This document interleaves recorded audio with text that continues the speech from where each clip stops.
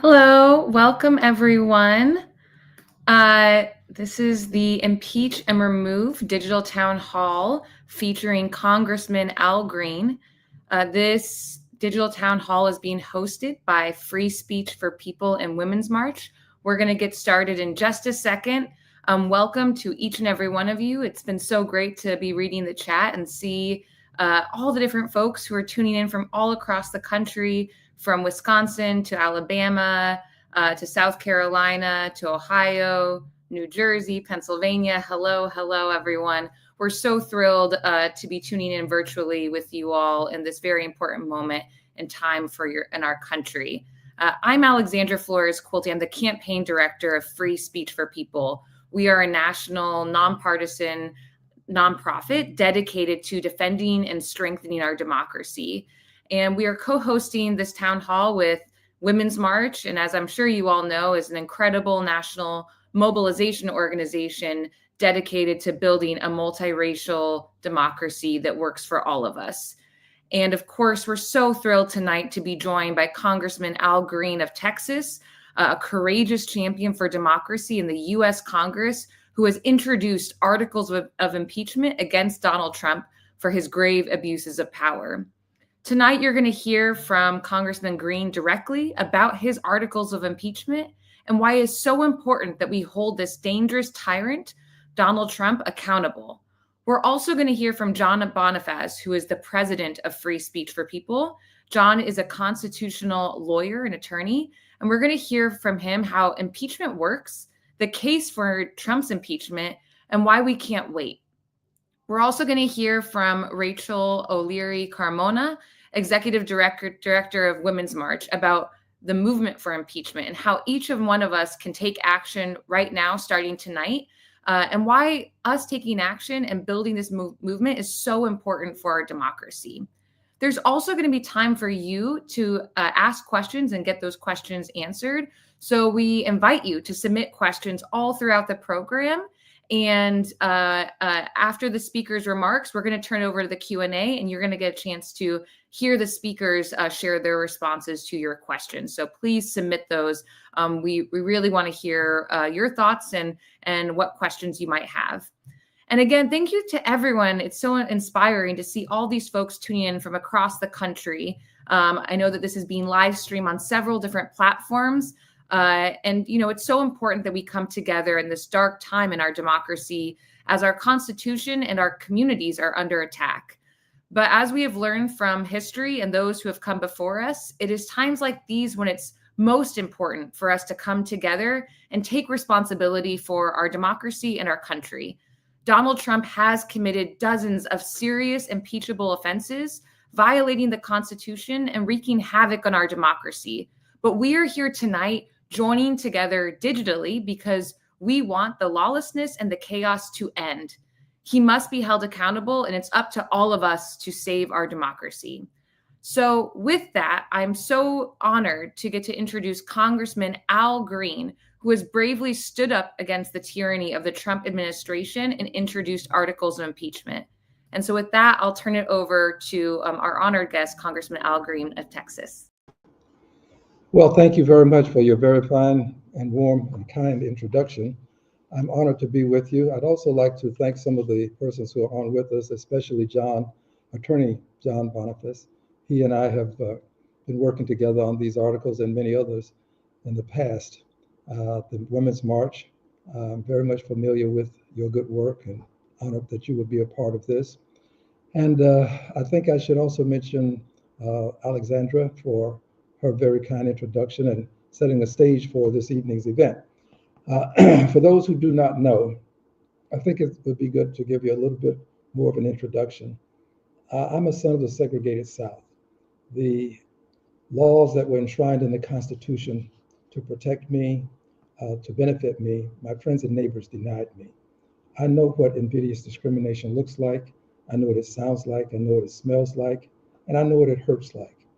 It has been something that I've experienced, not something that I've read about. And as a result, when I see it, I always want to confront it as best as I can.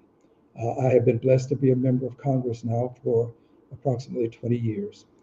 I am not a person who at birth would have been designated or prognosticated to be a member of Congress. I am a person who was probably thought to be one of those persons who would probably have some sort of record that would not be favorable to my acquiring gainful employment. I say this to you because I want you to know that I'm a very sincere person about what I'm doing. Um, this is not something that I take lightly. It is something that I do with intentionality, and it is something that I believe is necessary to protect democracy.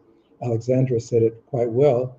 I'll reiterate that this is something that we who believe in the Constitution, we who believe in the notion that there is a right to due process in the Fifth Amendment, we who believe that you should have a separation of powers, and that judges, the opinions of judges should be appealed, and you should not impeach judges because they don't give you favorable rulings. We who believe in these things and other things associated with power that is accorded the President of the United States such that it should not be abused. We are the people who have to take a stand. And I'm appreciative that there are thousands of people on with us. And I'm also cognizant of the fact that if we have thousands of people on, some of them are probably not persons who would agree with all that will be said tonight. I understand. Hopefully, we'll convert some people, and hopefully, we'll also cause some other people to understand that there are people who are going to take up this fight and will do it with alacrity. It will not be done haphazardly, capriciously, and arbitrarily. It will be done with intentionality. I said these things. Now, this is news that is breaking. You will be among the first to hear what I'm about to say. So please fasten your seat belts, because I told John, if I may call him such, he and I have a very good relationship. I'm Al, he's John. I told him that I was working on additional articles of impeachment, and I am. And I'm just going to read to you what I call the style. It is really what they're about in a very simple one sentence statement. Uh, this is a resolution for the impeachment of Donald John Trump as President of the United States. Now, these are new words. They've not been spoken anywhere publicly before. Impeaching Donald John Trump, President of the United States, and James David Vance, Vice President of the United States, for high crimes and misdemeanors. I'm working currently on the second set of articles, which may have to be separated in two sets, one set with two separate articles of impeachment. But I think that J.D. Vance and the President, Donald John Trump, Vice President J.D. Vance, have done other things that merit impeachment that are not covered in the articles that are currently on file. I'm not going to go into them tonight. There are many persons who are eager to know what they will contain, I'm sure of it, and there will be an appropriate time to address the content at a later night when we have another visit, perhaps. But for now, I'll talk to you about the articles that have already been filed. And these articles, I think, friends, are articles that address the egregious actions that the Trump administration has taken in flouting the orders of courts, federal courts, including the Supreme Court. These articles of impeachment address the way the Trump administration literally has ignored or decided to just not honor court orders, federal court orders. And I would ask that you read them, HRES 415, 415. I would ask that you read them. It's a short read, and if you read them, I think you will find that everything is factual that's contained in the articles of impeachment. We address the issue of the Supreme Court having given an order for the Trump administration to facilitate the release, return of a person that was seized in our country, taken to another country without due process. And the Trump administration seems to think that this is something that is appropriate. We don't have to have names for this. We have to talk about the actions that are taking place. The person is important, but it's the lack of constitutional process that's most important, because this doesn't apply just to one person, it applies to all people. This right to due process is simply this: your opportunity to say, hey, you have the wrong guy. I'm not the person. You should have that opportunity to just raise your hand and say, look, not me, someone else, or not me, I wasn't there. Not me, here's my reason, my rationale for saying not me. And the Supreme Court issued an order for this to be done. To date, it has not been done. The Trump administration has found ways to continue to flout the orders of the federal courts at a lower level, and in so doing, to avoid having it get back to the Supreme Court for a final ruling. The Supreme Court has made several announcements. The Chief Justice himself announced to President Trump that you have to appeal things, that you don't impeach judges because you don't agree with them. We've had a judge to explain to federal judge, to President Trump, that if you don't agree with a decision of the court, even if it's wrong, you have to appeal it, even if it's something that you don't agree with, and in your best mind you think that it's something that is wrong, totally wrong. You have to appeal it. And we've had another judge to explain to the Trump administration that they've done something that is contemptible, that they could be held in contempt, but this judge is giving a second chance, maybe a third chance. The point is, these judges are pleading with the Trump administration to just follow the law, and they have been perspicuously clear as to what the law is. They have left no doubt as to what should be done and why it should be done. Finally, I would mention that I found the president's commentary about federal judges to be most egregious. I think that it demeans the judiciary, that it disrespects the separation of powers, the notion that there is another branch of government that is independent, and it encroaches upon the independence of the federal judiciary in such a way as to not only demean, but to somehow, if at all possible in his mind, belittle the federal judges. These are some of the things that I've given to you by way of these articles of impeachment. I trust that you will read them and you will find much more explicit language available to you. I was told to be as terse and laconic with my commentary as possible. I have spoken in language that is very much general. But finally, my final comment, my grandfather was a preacher, and ministers always have two closings, maybe sometimes three. But tonight I'll just have two. This is my final closing statement. I believe that articles that we've already filed, 415, are both there for removal, but also to act as a deterrent. I think that we focus, as we should, on removal. That's important, and to have a vote for removal. That's very important. But also, while they're pending, they act as a deterrent. And I see them similar to what Cicero wrote about when he spoke of the mythical king that had a courtier by the name of Damocles. This leader wanted to give Damocles the experience of what it's like to have great decisions to make, and how making the wrong decision can cause you great harm. So he had a sword suspended by a single strand of hair above this courtier, jester, if you will, such that he would sit on the throne and experience what it would be like if that one strand of hair happens to break and the sword should then fall upon him. That's what these articles are, 415. Currently, they are what I call a sword of democracy, hanging over President Trump's head. And he knows that at any minute we can call these for a vote. But he also knows that if he goes a step further, he's already defying war court orders, but he's doing it in such a way as to be somewhat clever. But he knows that if he goes one step further, it makes these articles even more important. So I see them as a sword of democracy, similar to the sword of Damocles, hanging over his head, sort of daring him to go further, and also knowing that we will still file the articles.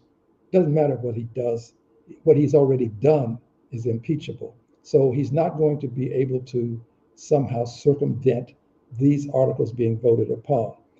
I don't have any sense as to who's going to support them, who's not going to support the articles.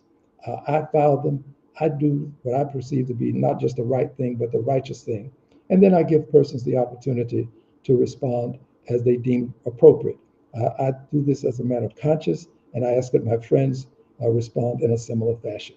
I thank you one and all for giving me this opportunity to be heard, and I think that this movement that you have facilitated is one that is growing with a great degree of rapidity, and I think that when we file these articles, I think that will enhance the movement itself, but it will also send a message to President Trump that we are very serious about what we're doing.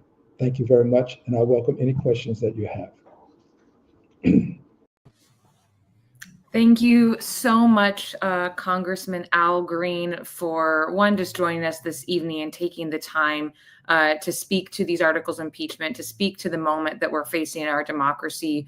We're incredibly grateful for your courage and leadership that is so necessary right now as we face so many attacks undermining the rule of law, and also attacks on our communities with literally life or death consequences that come from this administration. As the congressman said, that we'll have a chance to hear him and the other speakers answer our questions. So please do continue to submit your questions ahead of time in the Q&A. We're now going to turn over and hear from John Bonifaz. John is the president of Free Speech for People, and he is also a constitutional attorney. And we're going to hear from him about the case for impeachment and how impeachment works. So excited to turn it over to John. Thank you, Alexandra. Thank you so much, Congressman Green, for your remarks. You are an American hero, a champion for our democracy and for our Constitution. We're honored to have you participate in this national town hall. Thank you to Women's March, our partner in co-hosting this town hall, for all of your leadership in the defense of our democracy. And thank you to all of you, thousands of you who have tuned in all across the country for this critical discussion on how we defend our democracy and invoke the impeachment power, which is so critical at this moment in our history. The framers understood that we would not be a nation governed by a monarch or a tyrant. And for that reason, they set up three co-equal branches of government when they established the Constitution. Article 1, the article of the Constitution establishing the U.S. Congress. Article 2, establishing the presidency.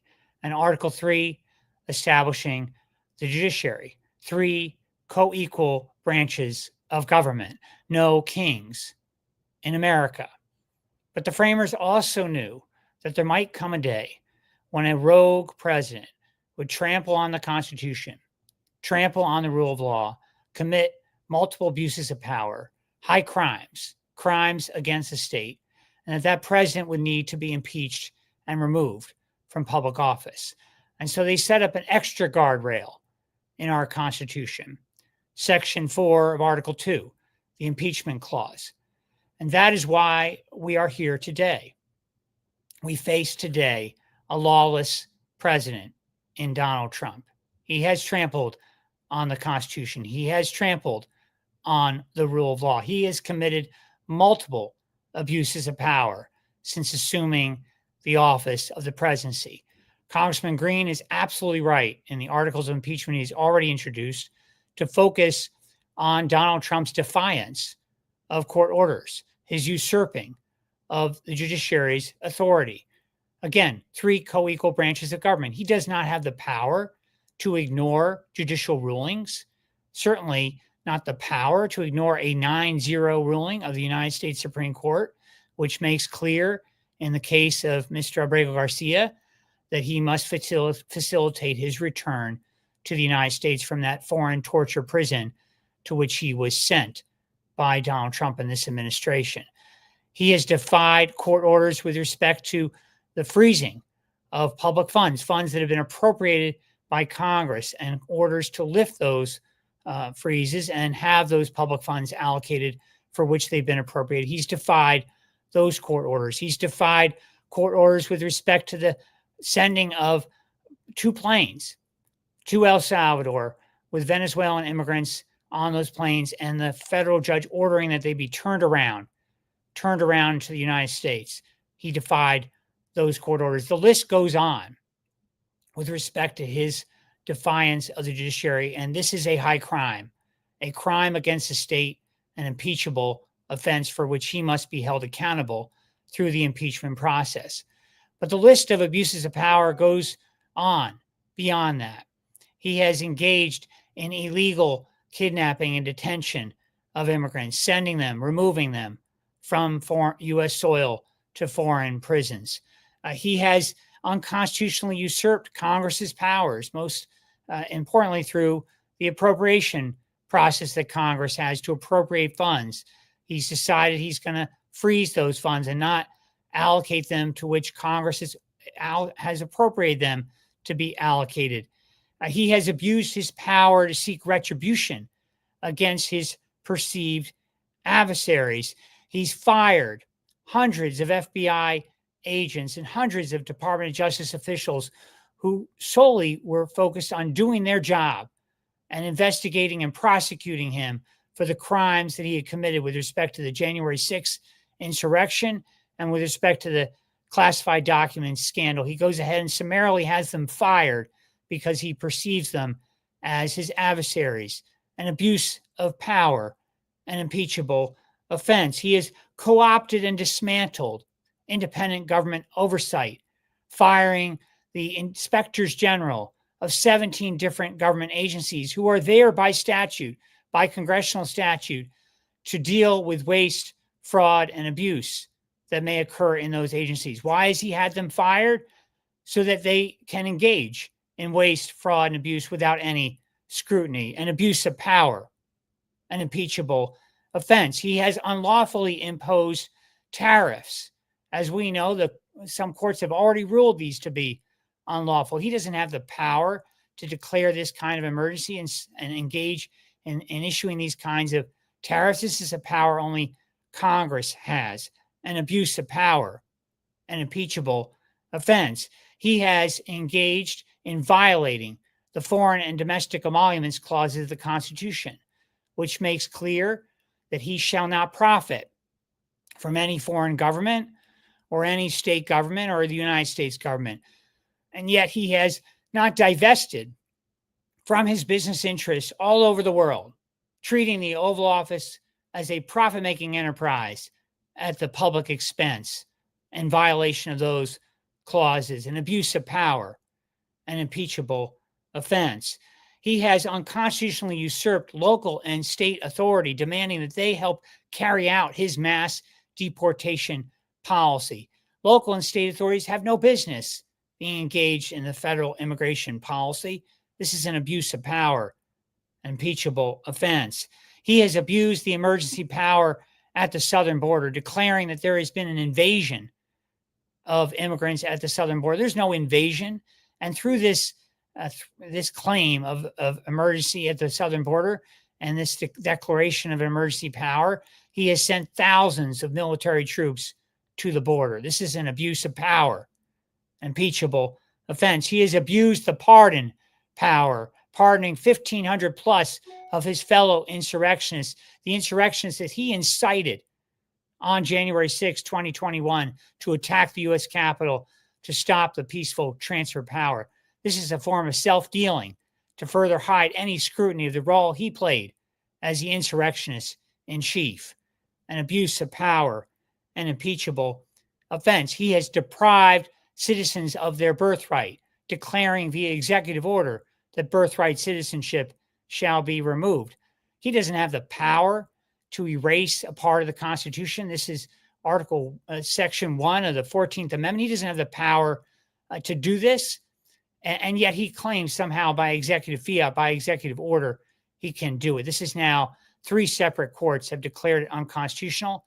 It's also an abuse of power, an impeachable offense. The list goes on with respect to this lawless president, and he must be held accountable via the impeachment process. This is why we have launched impeachtrumpagain.org, and this is why nearly 600,000 people now across the country have joined us at impeachdonaldtrumpagain.org to call for immediate impeachment proceedings against this president, to call for the impeachment and removal of this lawless president. We invite you to join us if you've not signed our petition at impeachtrumpagain.org to do that today, to sign and invite your friends and neighbors to join us as well. Now, I understand that some people listening might say, well, we've tried this before. We've impeached Donald Trump twice before. He was not convicted, and we need to move on. And the votes are not there in the House. So why are we even discussing this? We have three responses to this question. First, we either have a constitution or we don't. We either have an impeachment clause or we don't. If we do not invoke the impeachment clause at this critical moment in our history, then we are effectively giving up on the Constitution. We refuse to give up on the Constitution.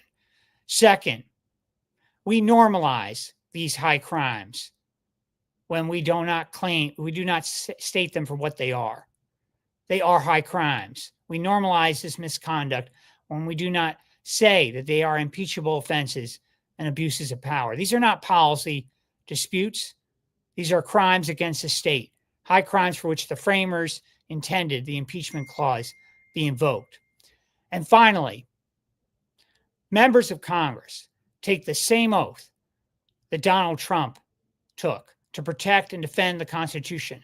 Congressman Green is standing up and recognizing that oath. He's abiding by that oath by introducing these articles of impeachment, and every other member of Congress must be called upon to do their duty, to follow the mandate of that oath, to stand with Congressman Green, and to demand impeachment proceedings against this lawless president. I thank Congressman Green for his courage, and his leadership. I urge all of us to call on our members of Congress to join him at this critical moment and to stand up and defend our democracy and our Constitution. Thank you.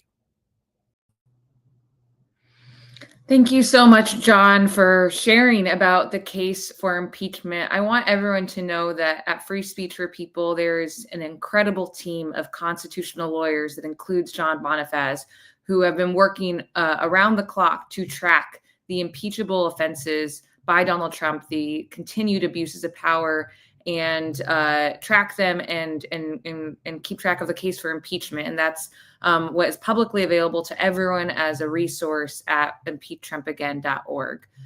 So thank you, John, and the rest of the legal team at Free Speech for People for your incredible work to track the abuses of power. And everyone, please, thank you so much for submitting your questions. Everyone who's submitted questions so far, please keep those coming, questions ahead of the Q&A. We're really excited to answer the questions that folks have about impeachment, the case for impeachment, and how we build this movement to impeach and remove Donald Trump. We're now going to hear from Rachel Carmona, the Executive Director of Women's March, about how we all can take action and build a powerful movement that is capable of impeaching and removing Donald Trump from office. So I'm thrilled and honored to turn it over to Rachel.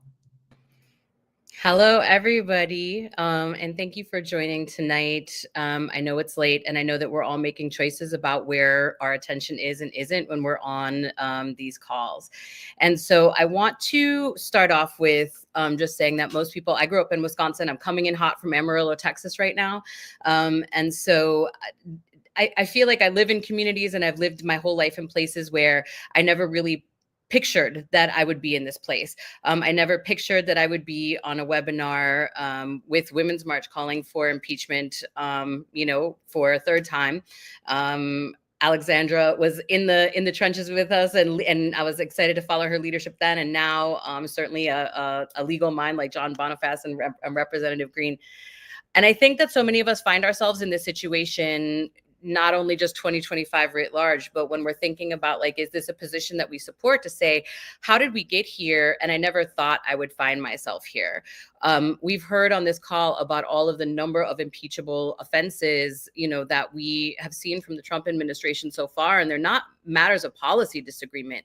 They're not things that we just kind of wish wouldn't happen. They're impeachable offenses. And I think the truth is that we have a rule of law or we don't. We are accountable to it or we're not. And it's important for me. I think a lot about in the work that I do and when we pick up fights at Women's March, what will the story that I'll tell my family or my friends or my loved ones in 10 years and say, well, Donald Trump trampled all over the Constitution and he disappeared people to, countries and whatever. And was I on the couch? What did I do? what was the story about what I did? You know, I want to be able to say, and I fought with everything that I could, you know, and when my ink ran out, when my digital signature ran out, I grabbed a sign. And when my sign got taken from me, I, you know, put my body on the line, and maybe I get arrested and I bailed out and I did the next thing and the next thing, because that's what resistance takes. Resistance takes emotional discipline. Resistance takes an understanding that we are in here in an ecosystem with each other. It takes community and it takes solidarity. I was just reading a piece that was talking about the difficulty of building coalitions, the difficulty of working in common cause, and someone was talking about you know, basically working with people with whom we disagree, even when we felt like vomiting about it. And there's a lot of 2025 that I feel like vomiting about, but this is one of the pieces that I think is so politically clear. And what is very clear in this moment is that when the history books are written, do we want to be on record having opposed Donald Trump's tyranny and attempted fascist takeover, his authoritarian power grabs, or do we want to say, and we let it slide, and then it was too late? And so I don't want my personal history, I don't want my personal story to be that I let it slide.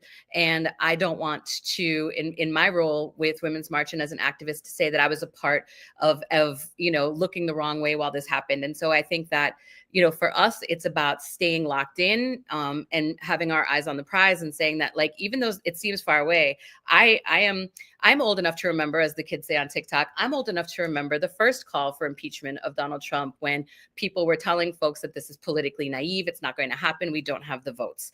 And, you know, we went on ahead and we were able to stop significant pieces of harm and damage to our communities, even though we were not ultimately successful at getting him removed. We were able to get him impeached, and we were able to slow down. And I will also note two things, two important pieces, because I'm a data nerd. I'm not a constitutional lawyer. I'm not a representative. I am a public policy human and a nerd.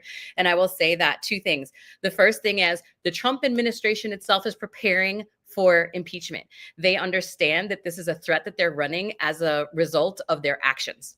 You can Google that, find it. They are preparing for it. This is part of their 2026 spiel. The second part is 52% of Americans support impeachment. That's across political party, and over 80% of Democrats support it. And so what we're talking about here is who are we accountable to? And for me, the question of accountability is central to this conversation. Donald Trump and all of the other co-equal, you know, arms of our legal system, our government system are accountable to the U.S. Constitution, and we're accountable to the law. We are you know, we have rule of law, and we are accountable to that. Women's March is a base that is made up of everyday people, and we are accountable to everyday people. And so when 82% of our base that they say that they are in favor of something, it is not just our mandate, but it is our duty to move forward to try to bring this outcome, to bring this piece of justice, and to bring this this intervention to real life. And so what does that look like? A lot of you are saying you signed a petition. That is a great step. You can sign a petition. You can demand that Congress acts. You can get involved with a political home. You can get more information on womensmarch.com. There are actions that are coming up related to both impeachment and related to general you know, tyranny that's been going on in the United States. And there are ways for you to get involved both at, I'm going to ask for the Impeach Again website, because I don't want to give it incorrectly and end up getting stuck with a fake news moniker. And so while all of the appropriate links are going up, and we will have a follow-up email to everyone who RSVP'd and showed up, and those who also didn't, to give all of the information, I want to just share one story that I like to share about volunteering and getting involved.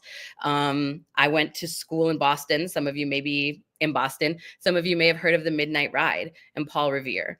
Paul Revere did the Midnight Ride on his volunteer shift. Paul Revere was a very successful silversmith. And so I want you all to understand that movements are made from volunteer shifts and shoe leather.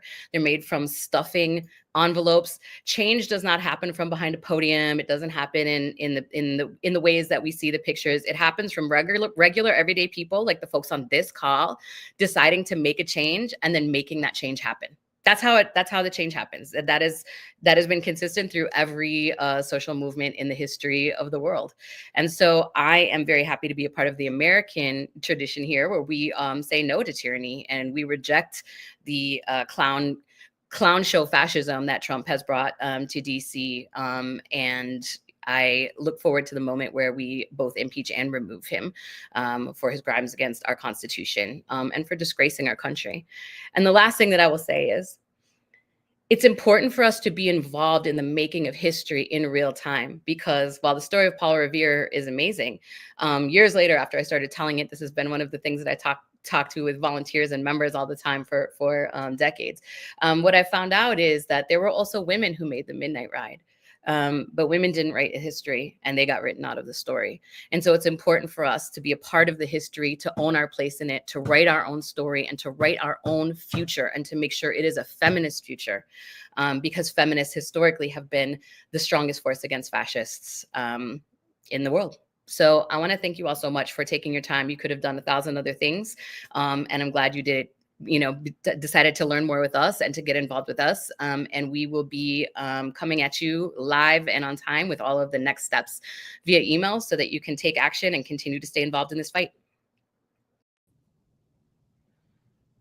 Thank you so much, Rachel.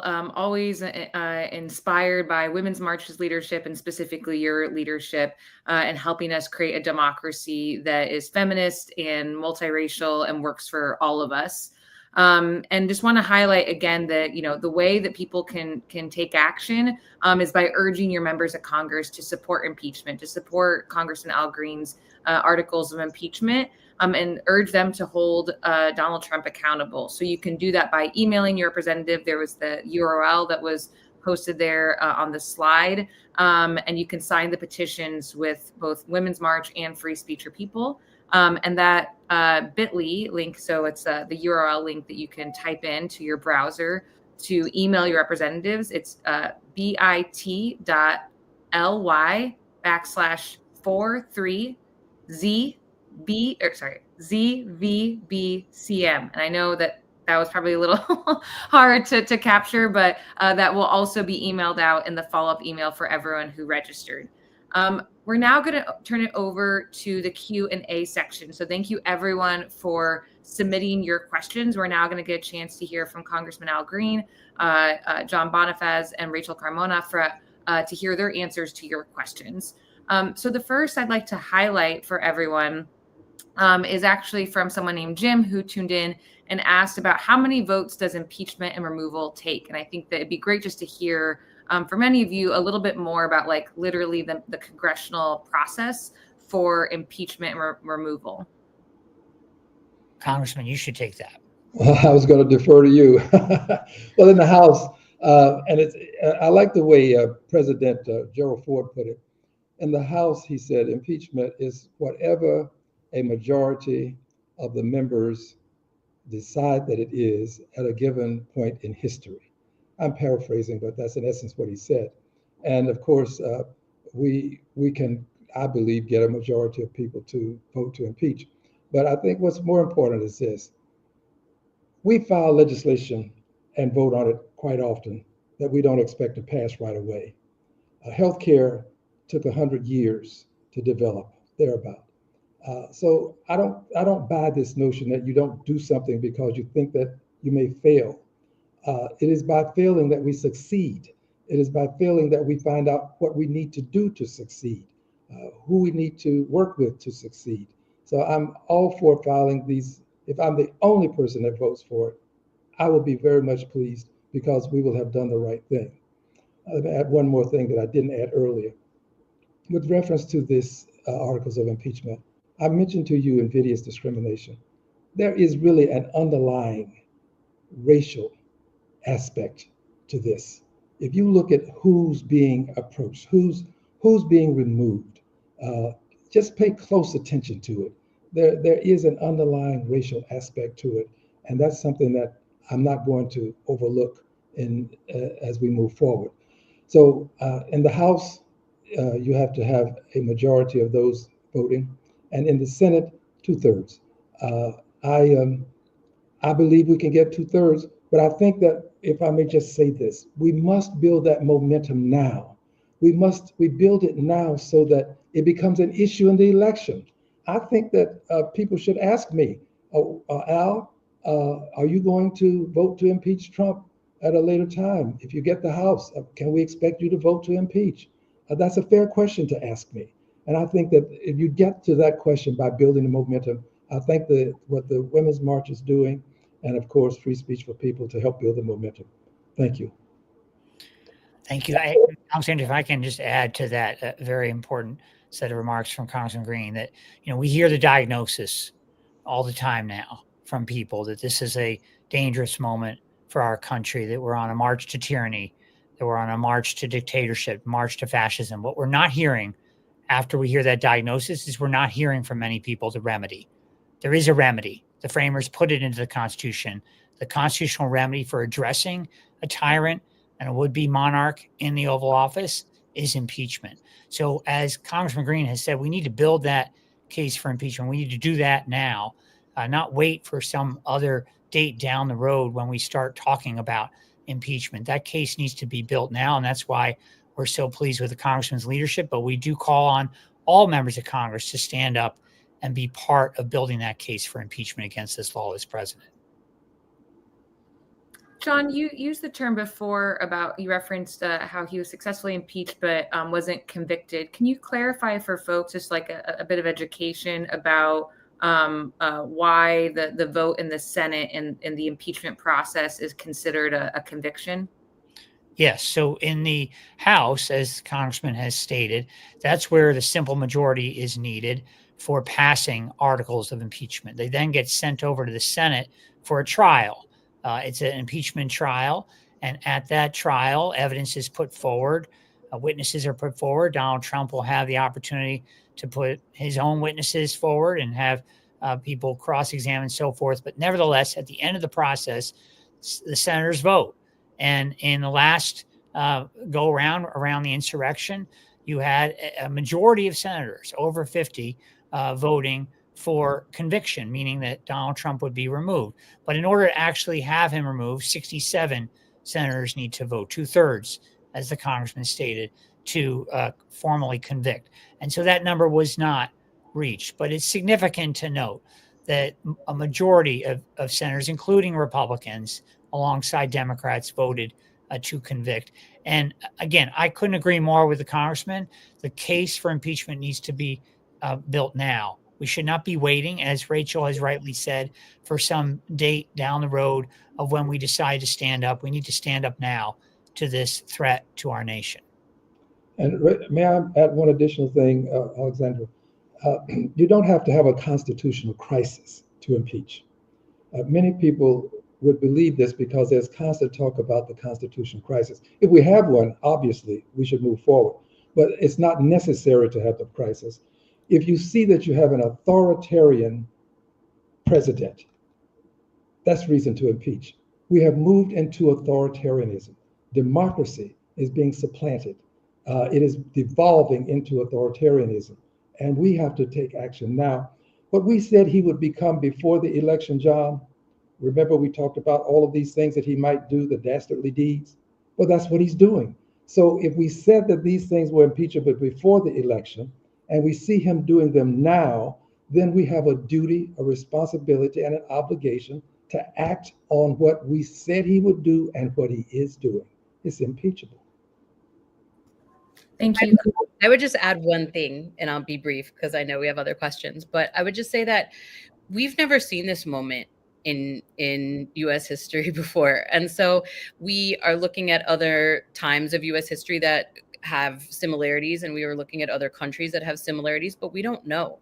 And so we could spend the rest of his term in analysis paralysis, or we can start trying to do what we can to harness the powers that we have. And let's be clear, we lost, the judicial branch, a lot of people would say is not really with us right now, the executive, the legislative. And so what we have is people power. And we cannot be afraid to use this people power to encourage the branches of government that are, when we talk about government, we oftentimes hear it as a critique on Democrats, because because Republicans have so thoroughly washed their hands of any plan to govern. And so it is actually on us. This is our mandate as people to hold our representatives accountable across the aisle to make sure that we are all held to the standards of the rule of law and constitutionality. Thank you, Rachel. Thank you, John, and thank you, Congressman Green. Maria and Linda and some other folks submitted questions asking, why would impeachment work this time as opposed to the other times in which he was successfully impeached? Impeachment worked the last time. We forget, I think, that he did not win the election. And impeachment played a role in the victory that Joe Biden brought to fruition. So you may not get all that you want, but you will set the record straight. You will probably deter some additional actions, and you will let people know that the Constitution means something.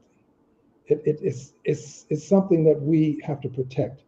If we wait until there is a constitutional crisis, that may be too late. You will be in a full-blown authoritarian system where you'll have an autocrat who has removed the generals from office that were there prior to his arrival. He has put sycophants in place such that the Secretary of State and other persons are going to adhere to whatever he says. He will have all of the pieces of the puzzle in place to be an autocrat with powers very much akin to that of a dictator. Now, I'm not prognosticating that that is going to happen, but you can see the foundation being laid such that it can happen. Thank you, Congressman Green. Rachel or John, would you like to add anything to that? Rachel, go ahead. I fully agree with the congressman. I agree that we need to document these high crimes. As I said earlier, we cannot normalize this conduct. It is not a policy dispute, as Rachel highlighted. These are high crimes against the state, and we only name them as high crimes when we invoke the impeachment power, and that's what we must do. On that, there was a question, what can we do, we as the American people, to pick up the pace on impeaching Trump? Maybe, Rachel, you want to kick us off answering this question. I think a couple of things. The first thing is that you can join a political home. And there have been a number of, certainly you have heard all of the ways to get involved with the organizations that are on this call, but there have been people in the comments that are saying, join this organization or that organization. And ultimately, I'm organization agnostic. Get in where you fit in, but get in somewhere. Now is not the time to to be out here by yourself. One of the smart people in the movement say, like, it's better to struggle with friends than to face fascism alone. And I very much so agree with that. And I think it's also a time for us to be very real and pragmatic and to understand that, we are running a marathon and we are in a generational struggle. And we need to be thinking about what gets us through that protracted struggle and its relationships and its resources. This is not something that we're going to turn around by 2026. And so we have to be very clear about what we're trying to do. The MAGA project has been 50 years, at least in the making. In the feminist space, I think you could say that, the seeds of MAGA were planted by Phyllis Schlafly in the Eagles Forum in the 70s. And I think when we're moving forward and we're thinking about what we're doing, it's important for us to think about how we sustain our work. It's important for us to think about how we do our work, how our ends are our means, and how we are building a movement that we actually want to be a part of. And so I'm really, other than the trolls who got a boot, shout out to the facilitators who are doing a great job in the comments. I want to say that, like, one of the things that I really appreciate is that we have thousands of people on a call. All of here, everyone is like, how do I get more involved? How do I, et cetera. There's not a lot of the circular firing squads that we see. And I think that, part of what we need to do is really build an irresistible movement that is full of people that we want to spend time with, doing work that we want to be a part of. We can be welcoming and have a lot of different pathways for folks who are getting involved in different stages of understanding, different stages of political and development and education. And right now, what we have to do is to be very welcoming and to get people into the movements that we're doing in this interventions like it. Just because this might not be your intervention doesn't mean there's not another one out there for you. And so I really think it's about finding the right place for you and getting involved and staying involved, building community and digging in for the long haul, and understanding that we're not looking at a 90-day runway to win. We really have to focus and be disciplined and understand that we're in a fight for the soul of our country, and that's not going to be an overnight war. Thank you. Yeah, no, I fully agree with that. I just want to see if Congressman Green wants to also reference Rule 9 and what's involved with that. Thank you. And I concur with what Rachel has said and what John has said too about these articles of impeachment. What John is literally alluding to is the first reading of the articles. The process necessitates that the congressperson who is the presenter of the articles of impeachment, who has filed them, you have to read them.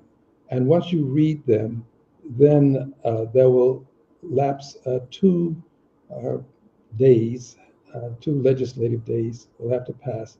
And thereafter, they'll be read a second time by the clerk. And on this occasion, after the reading, there will be a vote. And the question that everybody wants to have answered is, when will we have that first reading? Because that then gives you some sense of when we'll have a second reading and when we'll have a vote.